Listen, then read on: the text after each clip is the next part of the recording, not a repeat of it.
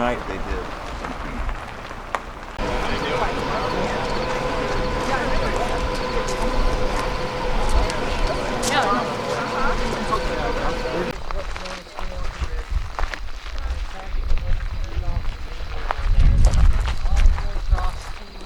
Down by Homestead Creek.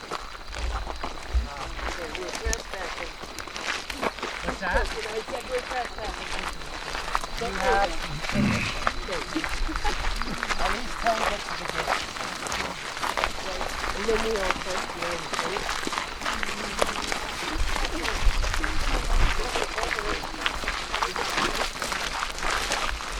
so the base is, it's about 120 feet in height.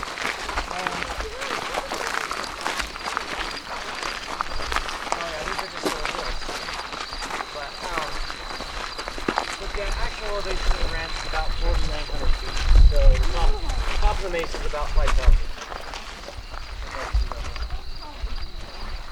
About 120 feet, average. So, you guys are welcome to comment, and you made it. If you follow the laser, you see that. Can you see the laser right there? See that square structure? That's the south tower. The fence to the ranch, the southern fence is about right here. Well, you'll see it when we go down the road. So you can get an idea for just how far the ranch goes. Now, where the drill site is and where the triangle is and that, the property line there is back almost 1,000 feet. So we own a good share of the mesa. That anomaly that's in the mesa is completely, entirely on ranch property. And then you can see just how the expanse of the ranch from north to south there. But the south tower has one of the best views of the entire ranch because you can not only see the mesa, but you can see the Uinta Mountains in the background. So the tallest point in Utah is Mount Timpanogos, and you can't see it from here, but it's in that direction back behind that valley up there. Timpanogos and Pleasant Grove? What's that? Timpanogos and Mount Timpanogos. The one in Pleasant Or Grove? I mean, sorry. I just told you all wrong. I don't know why I said Mount Kings Peak, sorry. Kings Peak is the tallest point in Utah, and it's back there. You're right. Mount Timpanogos is out on the washout front. Where are those car lights? No, that's to the north. It's deceiving, the depth perception. They're actually further back than they look, but that's the neighboring property to the north. How many acres is it? So the ranch is 512 acres. Who's the nearest neighbor, or where? Well, so this land right here is private ground that belongs to that house, and it borders the ranch. But then the piece right there where the laser's out, that's all tribal ground. And that borders us on that side. Then we have tribal ground on the west side. It's private ground on the north side, so it's kind of a patchwork. Yeah. So the stone circle is on the neighbor's. it is like right there on the property line. And the funny thing is when I went and found the property markers, there's two different sets of property markers. Oh. One would put it on ours and one would put it on theirs. For us, I mean, well, it's interesting. It's not a huge focus of our investigation, and they claim it at the end. We just for us, it's not something worth Well, I fighting didn't know over. because he said it went down and the mesa looked like a stone circle. Yeah, we have done some filming up there for that. They have some. The owners of You can see the house. He said that's a south tower or something like that. On camera, the silver orb. It's hard to tell. Okay, so It's the dark. silver orb, That's this the is gate. what we That's call where the we southern were. part of the property right here, and the silver orb happened in line with my laser. I turned it back on. The river goes right through the middle of the property, right down through here. So that's the creek, Dry Gulch Creek, I think is the name of it. That's correct. Is that right? Yep. Okay. So, yeah, and it cuts through the middle of the property. So, and you'll want to, that's a good reference for the future. Hint, hint. But yeah, the silver orb, the burnt post that we found, it was actually on the west side of the property, but it's about in line with the laser right here too. So the purple flash happened down here on the west side, just west of the South Tower. Yeah, so we were on the helipad. Got mosquitoes out here. And we were on the helipad, and our focus was on the triangle over there. So I was actually standing there. The triangle and the helipad are almost right in line with each other. I was actually standing there, and I saw the purple flash out of the corner of my eye the first time. And then the second time we fired the rocket, I actually turned and was looking straight at it. Now, it was, as you can see, the hill kind of comes up here, and the light appeared to be right at ground level. So we don't know, we don't know what it was. Purple is a color that doesn't carry very far, so the amount of energy we've done a calculation. I came down here with the light. We did some tests to try to figure out.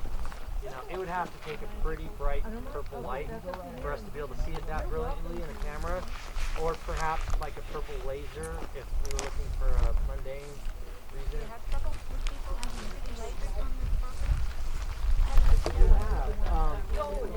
I'll tell you a funny story. We had a particular neighbor that was shining lasers on our property and pointing them at one of our cameras on the mesa. And we were having a discussion with Brandon, myself, Eric, and Dragon. We were kind of having an executive meeting as to what action we should take about it. And this is funny, but we actually just said, you know what? Because we've had things happen. We've shined lasers at the mesa before, and we kind of humorously ended the meeting by saying, well, I guess if the ranch doesn't like it, the ranch can take care of it. The next day, we had a afternoon thunderstorm come through, and these individuals had an RV that they were staying in that they were using to shine the laser. We caught it on camera. We have the flash of the lightning coming out of the sky, hit the RV, and burned it to the ground to where the only thing left was the axles. And I'm not making that up. We have the pictures of the lightning bolt hitting it. Oh, no kidding. And I got a picture on my phone of them posting on Facebook, upset about the fact that their $60,000 RV just burned to the ground with all their equipment in it. I don't know what to say about it. I felt vindicated. Yeah. Unless she's on your side. They have a lot of strange things. So Caleb can tell you, being in law enforcement, there's been a lot of things come over the radio. I had a law enforcement officer telling me about one night where, this is all going through dispatch, and they were chasing an animal through Fort Duchesne that their cars couldn't keep up with. And it was darting around the streets faster than they could drive, and the dispatch, this is all going through dispatch of them chasing this animal that was exceeding speeds of what the car could reach. This chase took place for an extended period of time. Strange things like that happen on a frequent basis. So, a lot of strange things. That is one thing I am not. Yes.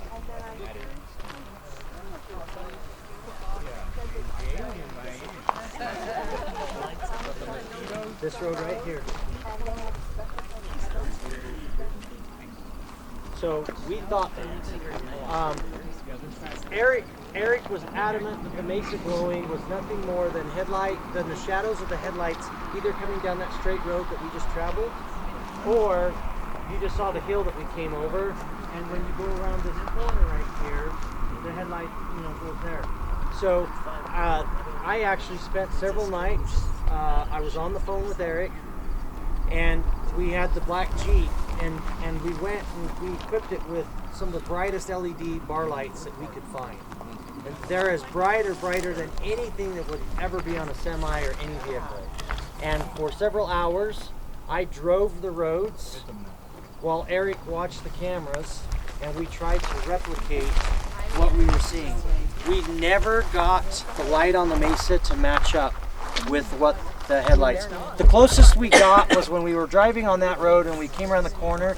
We could cast light up on the mesa, but it didn't fit the behavior and the shape of the light that we were seeing. And literally in one of our camera views, you see the light and it's almost like a green mist that comes over the hill and then retracts back up. And so the thought was, well, you know, that could be the headlights just giving it an optical illusion, right? But we were we attempted that. I drove for hours one night. I was on the phone with him. He's watching the cameras remotely from Lehigh, and we did that exercise, and we could never get the light to replicate from the roads here. So Now, has that happened since season 1? we haven't. No, and see, that's the other thing. If it was the roads, we would expect to see it often. You know, whenever the conditions were perfect, we would expect to see it. And we really haven't observed it much, if at all, since. So, That's happened to mountains in southern Utah. no. There was a guy, Kelly. There's a guy that does podcasts who was here a year or two ago. Uh-huh. And he had mountains in southern Utah that lit up. Oh, wow. And yeah, Kelly will probably. You know how we did the laser in the season 1 and we were seeing it come back at us? So since that time, you know, we've done a lot of drilling and excavation stuff around the face of the mesa. We all want an experience. We want that. I did get it in 2021. Yeah. Did you? Yeah, I gave her the timestamp in case it picked up on the front gate. But there's selenite and like crystal, I don't know what you call it, like crystalline. You know, you're like quartz. Yeah, the stars are Scattered starting to come all out. over the place. And so like, you've got a laser See and stars. cross, you'll hit spots where it'll hit that and it'll do Not a lot of light pollution out here. Nope. No, I mean, stargazing out here It's is, awesome, right? I mean, you can see the Milky Way in depth and everything else. Yeah. Dinosaur Monument's a really good place to go. Yeah. Pitch black. This whole I mean, look, even Yeah, it is. even you get away from the main road in Vernal and you can still see a ton. Sure. Yeah. Yeah, stargazing is very, very easy out here. Oh, those are completely, that's completely different. Yeah. So in the triangle there, yeah, we always The only thing we can see back at home are trees. when we see objects, Lots of trees. Yeah, like but you us. still I'm hear in the Bigfoot, woods. so you still get activity of another kind. say, hey, Yeah. you know, it's right there. Still don't know what to think about We're that. always